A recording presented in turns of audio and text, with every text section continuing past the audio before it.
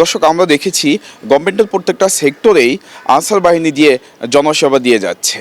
নিয়ম শৃঙ্খলা বজায় রাখার জন্য আনসার মোতায়েন করলেও যেন আনসারই বিশৃঙ্খলা করছে, সাধারণ মানুষের সাথে প্রতারণা করে যাচ্ছে। তাহলে চলুন আমরা একটু দেখানোর চেষ্টা করি পাসপোর্ট অফিসে আনসার বাহিনী কি করছে।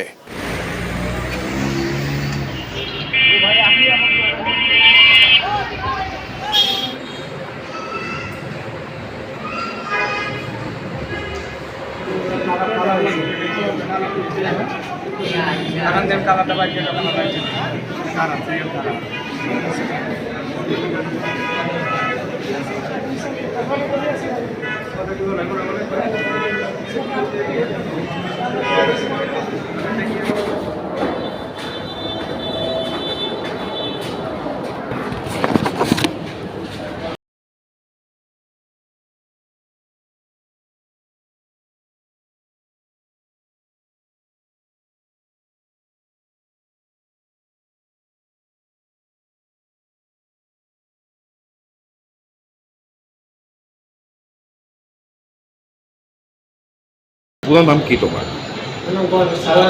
গরিব।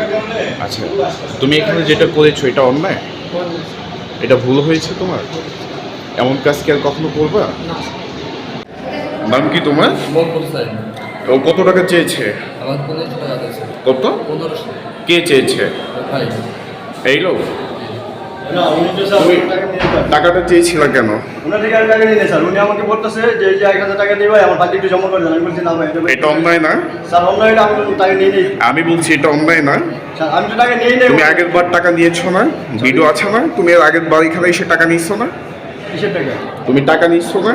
না না, এটা তো এই ফর্মের টাকা না তো, এটা তো উনি ফর্মের টাকা। তুমি যেটার টাকায় নাও টাকা নিচ্ছ না? এটা তো উনি ব্যাংক জমা দিবে। টাকা লেনদেন করো অন্যায় না? স্যার, এটা তো ব্যাংক। ব্যাংক কি তোমার পিছনের পকেটে? না উনি পকেট বের করো। উনি যে ব্যাংক জমা তুমি দিবে, পকেটটা বের করো। এই তুমি পকেট বের করো।